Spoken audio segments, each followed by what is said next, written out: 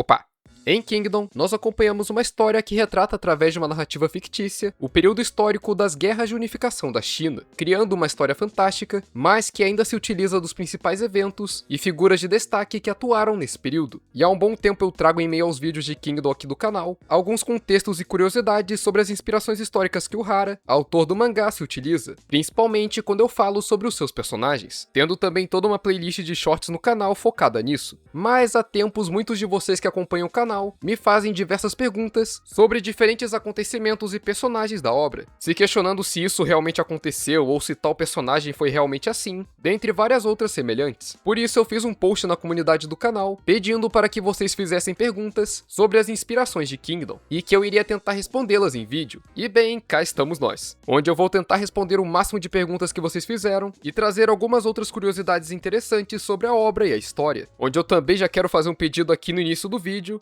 para que o vejam até o fim, pois esse aqui deu bastante trabalho, principalmente na parte de pesquisa, e mesmo para quem não acompanha Kingdom tão ativamente, pode acabar gostando do assunto. E um aviso muito importante que eu faço aqui também, é que eu não sou um historiador nem nada do tipo, eu só gosto muito de estudar história, e também gosto muito dessa obra que é Kingdom. Então caso você perceba que eu cometi algum erro ou até mesmo deixei de citar algo que possa ser interessante, por favor digam aí nos comentários, e compartilhem também um pouco do que vocês sabem sobre a história, afinal a gente só tem a ganhar com isso. E para quem está preocupado com spoilers, fique tranquilo porque eu vou focar em abordar apenas o que já foi mostrado na obra, o que deixou de ser mostrado, ou que realmente não vai interferir na sua experiência futura. E caso queiram que eu faça um vídeo no futuro, focado aí sim, em trazer as possibilidades que podem acontecer na obra, bem, digam aí nos comentários. Mas enfim, primeiro de tudo, antes de começarmos a explorar cada assunto específico, acredito que vale a pena dar um contexto geral sobre esse período em que a obra de Kingdom se inspira, sendo esse um período histórico da China, que ficou conhecido como a Era dos Estados Combatentes, tendo sido iniciado em 475 a.C.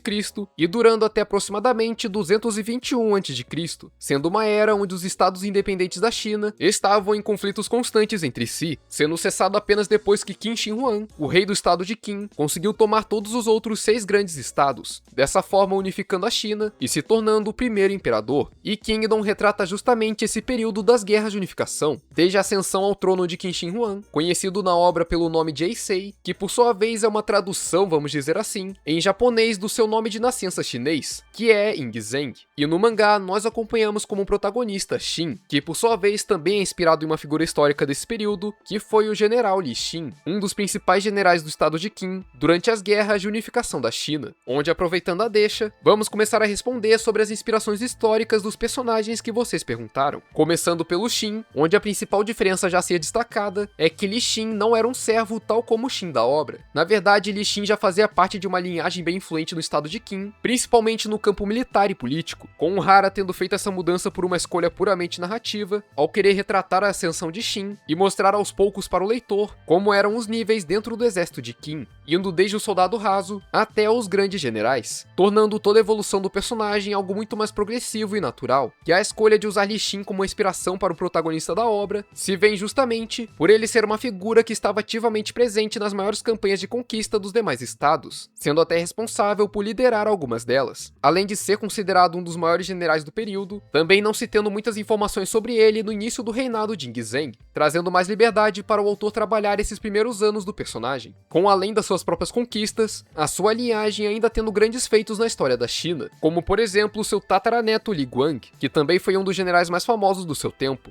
com grande parte dos feitos do Xin, principalmente no início da obra, sendo invenções do Hara, já que Li Xin só passa a ter grande destaque de fato em 230 a.C.,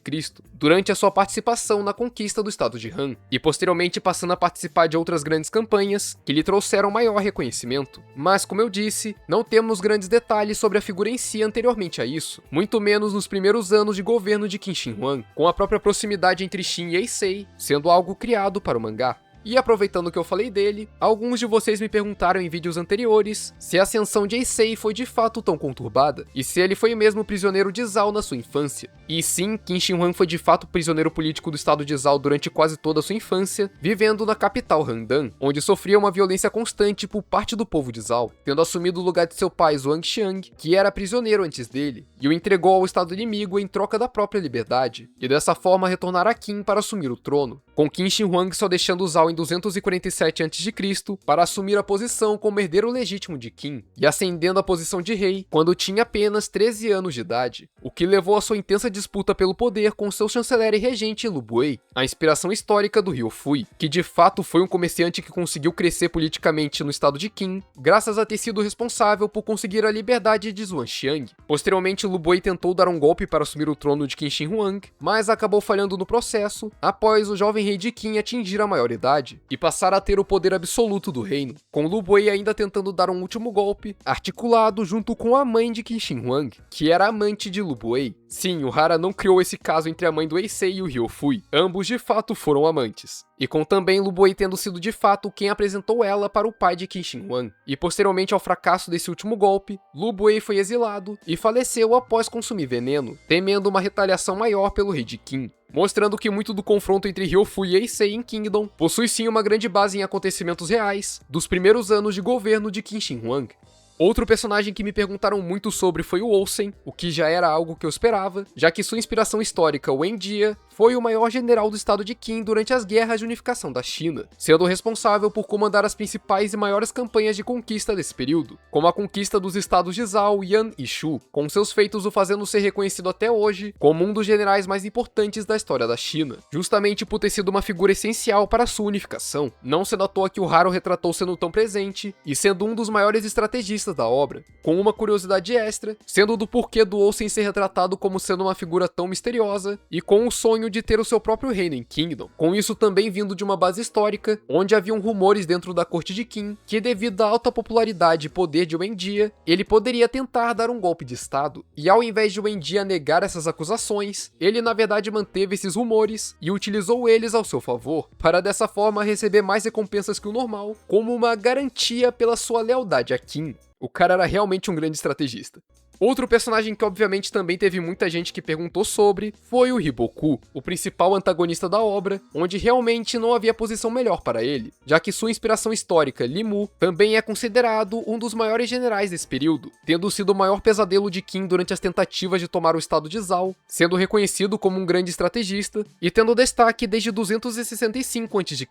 quando defendeu Zhao das invasões Xiongnu, povos que habitavam as estepes euroasiáticas orientais, responsáveis por fazer grandes saques na península chinesa na época. E posteriormente, Li Mu foi responsável por defender o estado de Zhao quase que sozinho contra a potência militar de Qin, que já havia causado danos irreversíveis contra Zhao em 260 a.C.,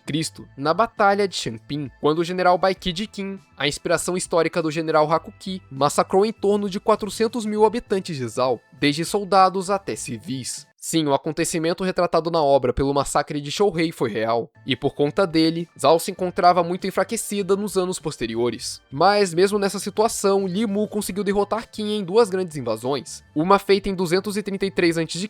pelo general Huan Yi, a inspiração histórica do Kanki, que tal como no mangá também massacrou 100 mil soldados de Zhao que haviam se rendido no campo de batalha, e outra feita em 232 a.C.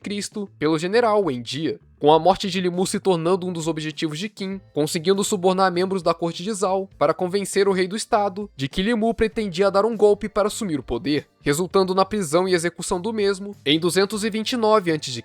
e após a sua morte, Qin enfim conseguiu tomar Zhao. Mas aparentemente o Hara decidiu tomar um caminho diferente para o Hiboku, já que no arco atual do mangá, nós estamos acompanhando o que é para ser a última invasão a Zhao, e o Hiboku está liderando a defesa contra Qin. No entanto, ainda existe sim a chance de que o Hara volte por esse caminho do assassinato do Hiboku por Zhao, mas obviamente ele quis manter o maior antagonista da obra para o seu maior arco até então, e eu acho que todos nós concordamos que o Hiboku merece um fim melhor na obra. Outra coisa que me perguntaram foi sobre personagens que tiveram grandes alterações em comparação com a sua inspiração histórica, principalmente a Yotunai e a Kyokai, que são inspiradas em generais homens. E essa mudança se veio por dois motivos. A primeira é que o Hara queria ter mais personagens femininas de destaque na obra, e ambos os generais em que elas são inspiradas não possuem muitas informações preservadas, embora tenham tido papéis essenciais. Portanto, o Hara teria maior liberdade para usar elas para explorar outros fatores da história, com a Yotunai sendo inspirada no general Yang Duanhe, que foi tornando os generais de Qin responsáveis por comandar as campanhas contra Zhao, sendo inclusive um dos que cercaram a capital de Zhao, Handan, em 229 a.C.,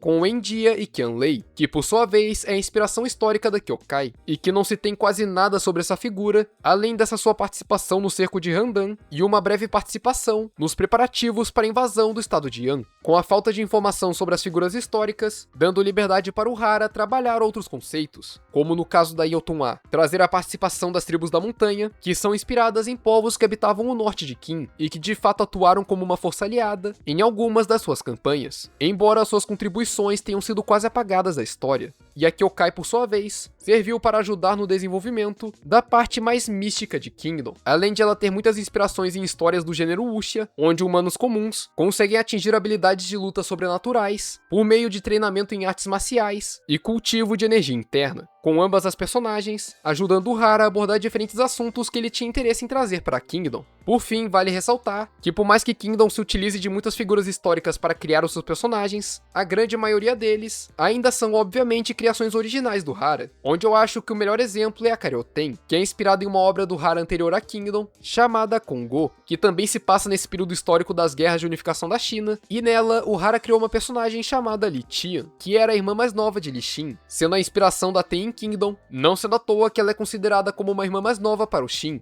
E saindo agora sobre as perguntas que vocês fizeram sobre os personagens, vamos abordar alguns outros assuntos que vocês perguntaram sobre esse período. Para começar, se o sistema dos 6 grandes generais de Qin foi real. E bem, não, o estado de Qin nunca teve um sistema que dava maior poder e liberdade para os seus 6 maiores generais atuarem livremente em meio às guerras, ou até mesmo iniciar uma. Esse sistema foi usado pelo Hara para criar uma espécie de organização à parte dentro de Qin, e justamente nos trazer um nível de poder para dentro da obra, onde entendemos que aqueles que fazem, ou já fizeram parte daquele grupo, são o ápice de um general na obra, seja em questão de força ou estratégia. E aproveitando que eu estou abordando essa parte das posições militares de Qin, perguntaram também como funcionavam os ganhos após cada promoção militar, que é algo praticamente ignorado na obra. E bem, de fato Qin possuía um sistema muito mais meritocrático que os demais estados, e muito baseada na filosofia legalista do estado, onde o sistema militar de Qin recompensava a eficiência no combate, onde realmente camponeses podiam se transformar em soldados de elite e até mesmo ascender na hierarquia militar, permitindo uma mobilidade social através da guerra, com todo esse sistema sendo possível graças à reforma de Xiangyang, feita em 350 a.C., que aboliu os privilégios hereditários e os substituiu por méritos militares. Essa reforma também buscava incentivar a agricultura, estabelecendo um sistema de tributação uniforme e visando combater a centralização de poder, iniciando também a abolição de feudos hereditários e fazendo agora uma substituição por governantes nomeados, com esse sistema permitindo uma maior ascendência social, principalmente pela atuação militar, onde as pessoas seriam recompensadas de acordo com o seu desempenho, e isso deveria ser válido para todos, do soldado raso até o mais alto general, podendo conseguir riquezas, terras e poder político se provasse capaz e digno de exercer tais poderes. Obviamente, aqueles que vinham de famílias ricas e bem estabelecidas tinham vantagem nisso tudo, seja por já serem educados e treinados para esses papéis, ou por simples influência interna, mas é fato que esse sistema foi um dos responsáveis por transformar Qin em uma das principais potências da China no seu período, principalmente no campo militar. Indo agora para alguns eventos históricos retratados na obra, muitos de vocês me perguntaram sobre a Guerra da Coalizão, o que é de se esperar, já que esse é considerado um dos maiores arcos de toda a obra. E de fato essa guerra aconteceu no ano de 243 a.C., quando houve uma grande invasão ao estado de Qin por uma coalizão militar formada pelos estados de Shu, Wei, Han, Yan e Zhao. Pois é, todos os grandes estados da China, com exceção de Qi, realmente se uniram em uma grande campanha para destruir Qin. Isso porque o estado de Qin já era visto há tempos como uma potência perigosa e que devia ser combatida, com essa campanha visando a devastação do estado, ou ao menos enfraquecê-lo de uma forma irremediável. Mas, como bem sabemos, isso não deu muito certo. E, diferente do mangá, essa grande força militar não foi liderada pelo Hiboku, mas sim pelo general de Zhao, Pang Nuan, a inspiração histórica do Houken. Pois é, o Houken da vida real não era um monstro de combate que avançava sozinho contra exércitos, mas sim um grande estrategista, respeitado por toda a China, sendo o único que os demais estados reconheceram como capaz e confiável o bastante para liderar uma campanha tão grandiosa. tendo sido essa a última grande coalizão da Era dos Estados Combatentes, e com a sua principal batalha não tendo ocorrido na passagem de Kankoko, conhecida na vida real como a passagem de Hangu, com as forças da coalizão tendo conseguido atravessar ela e empurrar as forças de Qin até a cidade de Zui, onde ocorreu de fato a principal resistência do estado, com essa batalha sendo retratada no mangá com o cerco da cidade de Sai, onde Qin conseguiu resistir, forçando os demais estados a recuar, já que já estavam há muito tempo na campanha e a maioria deles estavam expostos a possíveis ataques do estado de Qi.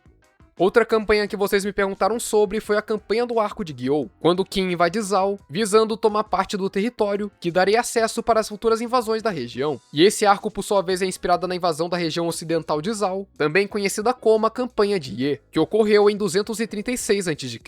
com essa região possuindo uma posição estratégica não apenas para o estado de Zhao, mas também contra Wei, fazendo fronteira com os dois estados, onde a campanha foi comandada por Huan Yi, Yang Duanhe e Wen Jie, conseguindo tomar 9 cidades na região de Yecheng. Com inclusive algo que não foi abordado no mangá, é que outra motivação para Qin iniciar essa invasão foi por conta de um pedido de ajuda do estado de Yan, que estava sendo atacado pelo general Pang Duan de Zhao, que havia ocupado várias de suas cidades naquele ano, com Qin vendo isso como uma oportunidade, justamente pelas forças de Zhao estarem desgastadas, além de ajudar Yan ao forçar Zhao a lutar em duas frentes, com a campanha sendo um sucesso, dando a Qin uma posição vantajosa contra dois estados, principalmente contra Zhao, já que a tomada da região poderia iniciar uma rota de conquista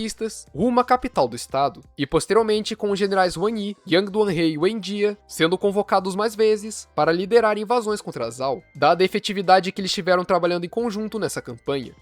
Mas enfim, gente, essas foram as respostas às suas perguntas. Eu tentei responder o máximo de comentários possíveis, não apenas do post, mas também de vídeos antigos, onde se eu deixei de responder alguma coisa, por favor, coloque aí nos comentários, pois eu realmente pretendo fazer mais vídeos como esse, onde já fica a deixa para quem quiser já fazer as suas perguntas também, pois como puderam ver, assunto é o que não falta. Então, se você veio até aqui, eu realmente agradeço demais. Se gostou, considere se inscrever no canal para acompanhar mais conteúdo como esse. E, por favor, deixe o seu like. Esse vídeo deu bastante trabalho e eu preciso do apoio de vocês para saber se vocês querem que eu faça mais conteúdo como esse. Também ative o sininho para ser informado de quando sair vídeos novos. Se tiver a opção também, hype esse vídeo para ajudar a aumentar o seu alcance. E um agradecimento especial para os membros do canal: Fabiana Santos, Bruno Master, Samuel, Taylor, Tauan, Ana Lúcia, Felipe, Caio Vinícius, Lucas ST, Lucas Gouveia, Nicolas Ferreira FC, Floxy e Arteiros do Flow. Muito obrigado mesmo pelo seu apoio, que me ajuda demais. E se você quiser também, considere se tornar membro do canal para me ajudar a continuar trazendo mais vídeos, além de te fornecer alguns privilégios, como acesso antecipado a vídeos novos, shorts, enquetes e emojis exclusivos, dentre outros. Acesse o Seja Membro do canal para saber mais. Se puder também me segue lá no Insta para me dar uma força, comente o que você achou do vídeo e o que você acha de Kingdom como um todo. Por fim, também compartilhe esse vídeo com alguém que você acha que pode gostar do assunto. Enfim, no mais era isso. Eu sou o Lox e nos vemos nos próximos vídeos.